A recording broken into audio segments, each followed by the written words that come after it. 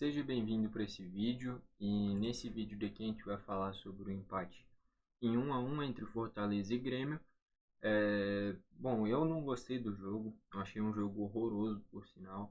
A gente conseguiu arrancar esse empatezinho com Fortaleza fora de casa, mas pelo contexto do jogo, do Fortaleza ir com o time reserva, pensamento totalmente no meio de semana que era na Sul-Americana, e a gente precisando vencer para encostar no Botafogo.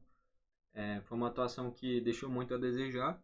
Eu não fiquei feliz com esse resultado, muito menos com o desempenho, que na minha visão foi muito ruim, que nem eu já falei. E, enfim, é, esse jogo foi no sábado, não foi ontem. Mas eu prefiro assistir todos os jogos que eu quero no final de semana e depois fazer de uma vez todas as análises. Então vai ter essa análise aqui no nosso canal e também no 21 Futebol Clube dos outros jogos que eu assisti nesse final de semana. Então bora lá, começando pelas notas, e aí a gente vai desenrolando a nossa análise. No gol, o Grando. No gol do Fortaleza, que foi de pênalti do Galhardo, não tem como reclamar, porque justamente foi de pênalti. E quando ele foi exigido, na minha visão foi bem. Então vai uma nota 9, só tirar um pontinho por causa que tomou gol. Mas enfim, o Grando tá longe de ter alguma responsabilidade nesse empate. Na minha visão foi bem, nota 9. O João Pedro fez uma atuação mediana, não foi nem bem, nem mal, mediano, nota 6. O Jeromel, talvez o melhor jogador do Grêmio, jogou muito bem, nota 9, porque tomou gol, mas jogou muito bem. Ele talvez seja a melhor notícia desse jogo, fez uma atuação muito boa. O Kahneman foi bem também, vai uma nota 8, jogou muito bem. O Reinaldo, alguns espaços na defesa, mas do meio para frente é sempre um jogador muito importante. Vai uma nota 7. O Carvalho, muito sumido, não deu nem para perceber que ele jogou, nota 4. O PP é o que mais tenta armar esse jogo e distribuir o jogo, é o que mais se esforça para fazer um jogo bonito, fazer o jogo acontecer, então não tem muito o que reclamar dele. Pode ter alguns erros técnicos, pode dar algumas brechas defensivas, né? Mas desse meio de campo é o que mais tenta fazer o jogo acontecer. Nota 7. O Nathan acabou sendo meio sumido nesse jogo, vai uma nota 4. O João Pedro Galvão, eu gostei muito da contratação dele. Eu concordei completamente, achei uma baita contratação. Mas não tá rendendo, tá jogando nada. Saiu no primeiro tempo machucado, não sei se foi machucado mesmo, porque não deu pra ver onde que foi que ele se machucou, talvez tenha sido uma lesão muscular, forçou demais, enfim, não sei. Mas não tá jogando bem. Nota 3. O Cristaldo perdeu um pênalti tosco, ridículo. É ele que sofre o pênalti, é verdade. Mas, porra, cara, jogador profissional. É o batedor de pênaltis, não é de um time de Série C, Série D pra bater desse jeito. É do Grêmio. Você tem o Suárez no time. E é você que vai bater o pênalti. É um jogo que você tá perdendo por 1-0. Tá jogando bosta nenhuma. E bate desse jeito, cara. É uma mistura de azar com incompetência, enfim. E ainda jogou mal. Não criou quase nada. Dá uma nota 2 pro Cristaldo. Pro Suárez, teve 2 lampejos espetaculares. No início do jogo ele cobra uma falta genial que vai na trave. Nossa única boa chance no primeiro tempo. Depois a gente acha o pênalti logo depois do gol do Fortaleza, né? Desperdiça a oportunidade. E é ele que faz o gol depois de um passe espetacular do Reinaldo, que nem eu falei, do meio para frente está sendo sempre muito importante. E o Suárez é disparado, o nosso melhor jogador, quem dá mais perigo para o adversário, enfim, jogou muito bem. Vai uma nota 9. Ele e o Jeromel, os melhores pelo Grêmio. Ainda entraram o Fábio, não entendi. A gente acaba de empatar, tá indo para cima. Tá um jogo muito aberto, é verdade. O Fortaleza tendo oportunidades, a gente também. E tava o Ferreira fazendo aquela função, né? O Ferreira até mais centralizado e o Galdino caindo pela ponta. E o Renato coloca o Fábio. O Fábio não ajudou em nada na defesa, até porque era contra-ataque, não precisava colocar um lateral de ponta. E ainda do meio pra frente errou tudo. A gente perdeu umas 3, 4 postes de bolas importantes que poderiam sair oportunidades boas, porque o Fábio não é driblador, é um cara que vai jogar a bola para a área e acabou. E, enfim, achei errado ter colocado o Fábio e ele entrou mal. Nota 2. O Ferreira também entrou mal. Não à toa, o gol do Fortaleza é uma falha principalmente do Ferreira. O Ferreira vai muito seco na marcação do Dudu, que fez um grande jogo, por sinal. Toma uma caneta. E quando é assim, porra, faz a falta.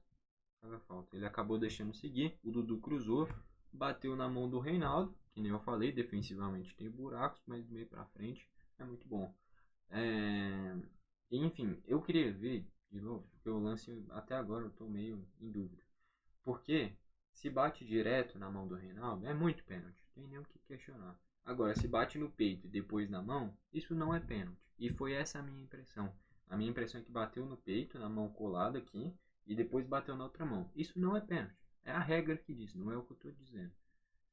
Na minha visão, isso daí seria pênalti, mas de acordo com a regra, se desvia em outra parte do corpo, não é. E a minha impressão é que desviou primeiro no braço colado, depois no braço aberto. Se foi isso que aconteceu, não foi pênalti. De qualquer forma, o pênalti foi marcado. E isso tudo aconteceu porque o Ferreira tomou a caneta. Mas enfim, tem essa polêmica daí, né? Porque, que nem eu falei, se bateu no peito ou no braço colado antes e depois no braço, não é pênalti. Se foi direto, tinha nem que pensar duas vezes. Muito pênalti. Enfim. E o pênalti no Cristaldo também foi muito pênalti. O Benevenuto nem toca na bola, pisa no pé dele. Muito pênalti. Enfim. Pro Ferreira vai uma nota 3. Jogou mal. Mas, de qualquer forma, a gente acaba de empatar o jogo.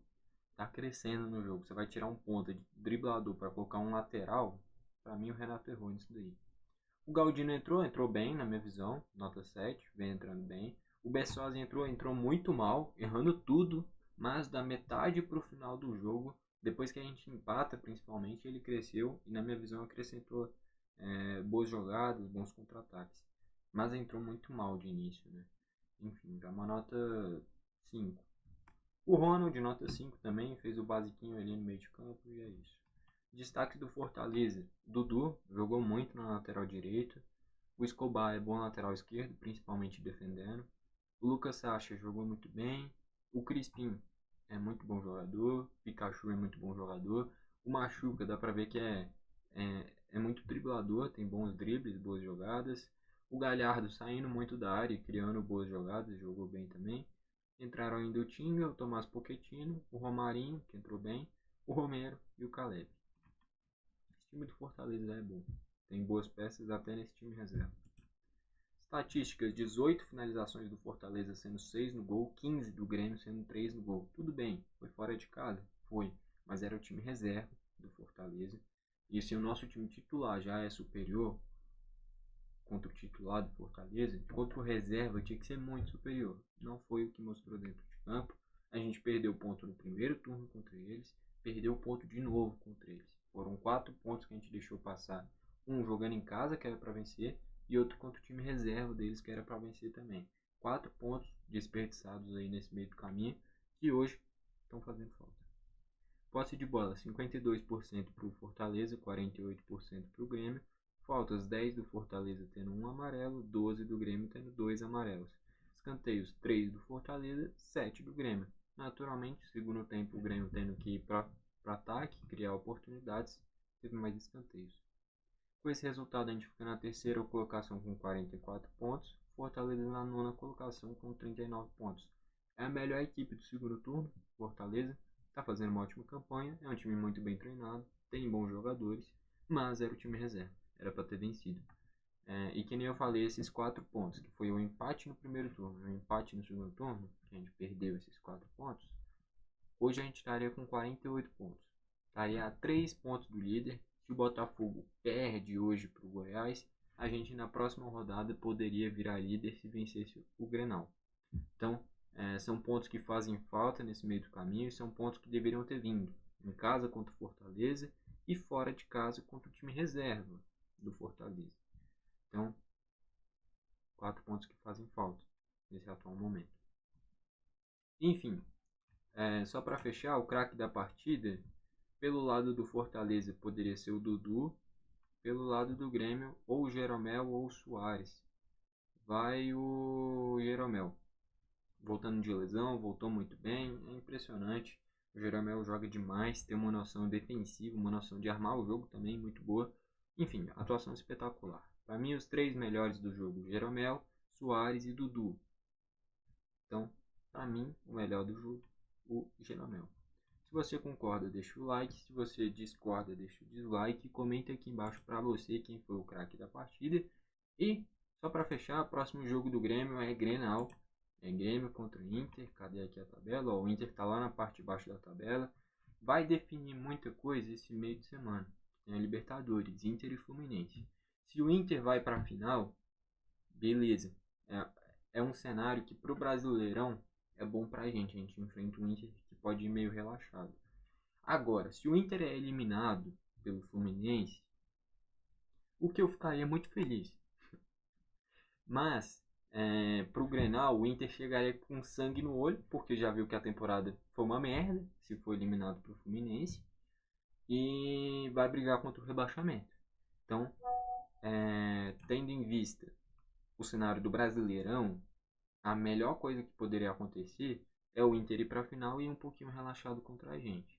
Mas eu tô torcendo pro Inter ser eliminado e, logicamente, pra gente vencer o Grenal. Enfim, vai depender muito desse meio de semana, do jogo do Inter contra o Fluminense na Libertadores. Enfim, aí eu vou torcer pro Fluminense, lógico. Mas de qualquer forma, se o Inter vai para a final, pro Brasileirão, a gente tem esse ponto positivo contra um time que pode vir um pouquinho mais relaxado. Se o Inter é eliminado, vai com tudo, com sangue no olho, para tentar vencer da gente. Enfim.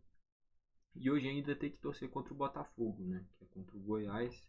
Mas aí eu já acho difícil o Botafogo tropeçar.